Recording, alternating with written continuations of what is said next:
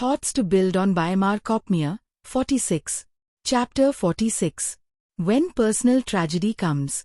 This is not a happy chapter to write, but it needs to be written in the hope that someday it will lessen heartbreak into heartache, then gently replace it with the healing of an acceptance that asks for no understanding. Because into each life, sometime, personal tragedy will come, inevitably, as a part of life and death. There are explanations for this. Choose one if it helps. It is not our purpose here to examine explanations, but to seek relief. Nor shall we morbidly list personal tragedies, for they are sufficient unto themselves. We shall simply state that the personal tragedies of our lives are our losses of things or, more often, of persons, very dear and very much a part of us. Then they are gone. What shall we do? What can we do? What must we do? 4 things. Other things, too, perhaps, but always these 4, because just as personal tragedy is inevitable, these 4 steps to recovery are infallible. Each of the 4 is spelled beginning with an A, which makes them easy to remember when grief blurs our thoughts. A. 1. Admit. First, you must admit that the tragic loss has occurred. There may be temporary relief in numb disbelief, but the anesthesia of disbelief wears off in confrontation with fact and encourages withdrawal from reality in a vain attempt to sustain escape.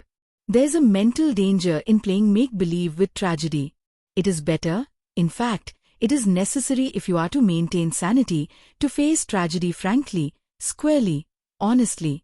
There is relief and strength in the courage to meet reality boldly and openly, to admit that what is so, is so.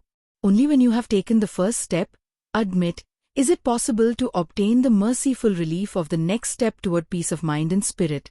2. Accept. By fully admitting your tragic loss, you open the way to what probably is the greatest and most rewarding of all mental, emotional and spiritual powers. Acceptance. Acceptance of the inevitable is one of humankind's greatest achievements. In recognizing the human inability to control all circumstances, acceptance gives man mastery over the consequences of those events he cannot control. And so, with personal tragedy, complete acceptance of it, with humility and submission, quietly, but surely, gives you the mastery of survival and the inner resources to deal with whatever consequences may result. No one is given a burden without, at the same time, being given the strength to bear it.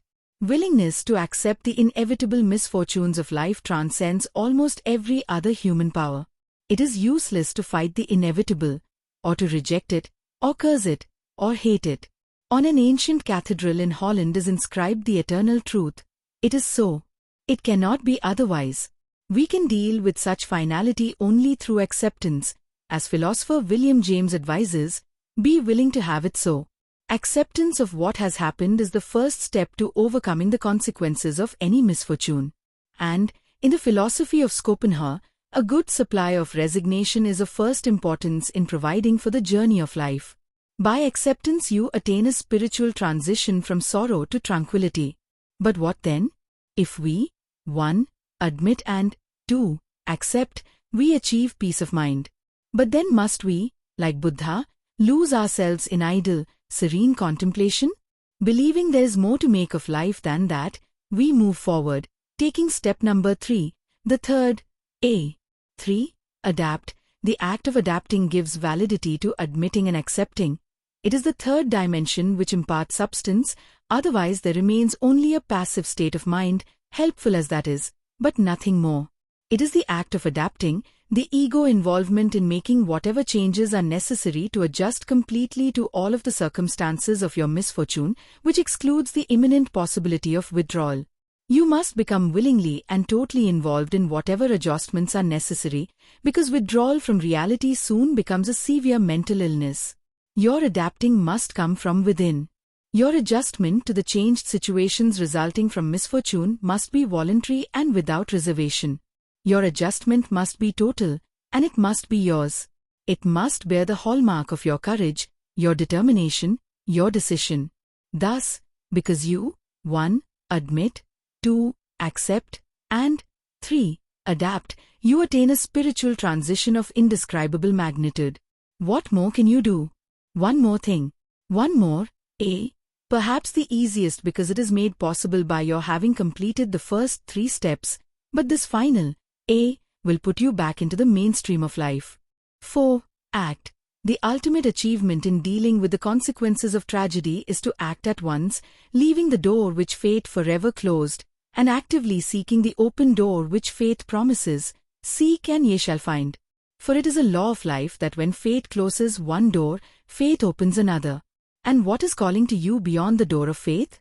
There is an activity in which you can lose yourself, in a cause of your own choosing, an activity which will occupy your thoughts and energies, and which is bigger than you and, therefore, bigger than any feeling of tragedy which may still possess you. You must seek your own channel of activity, find your own cause, and then put your entire self into it, leaving no part of you behind to relive, again and again, the regret, the remorse, the grief of a tragedy you cannot now undo. You must find the motivation to act, to work, physically and mentally, to help others, thus losing your ingrowing self-consciousness of tragedy by replacing it with an outgoing others' consciousness of helpfulness. Hard physical and mental work, the more constructive and worthwhile, the better, will relieve and replace emotional tension, anxiety and grief, and will provide the healthful exhaustion which assures relaxing rest in the satisfying glow of accomplishment. The activity you choose must be more than an occupation, it must be a dedication. So the total, A plus A plus A plus A. 1. Admit. 2. Accept. 3. Adapt. And 4. Act, the infallible combination which, used in that order, will reveal the door of faith through which you can walk confidently into a new life, serene and assured, busy with the present, secure in the knowledge that you can accept and surmount such inevitable vicissitudes as the unpredictable future may bring. Where's the source of such additional power as you may need to achieve these results? The power is provided by the very act of your doing, because it is a law of life that, if you act in faith, as you do the thing, you will receive the power.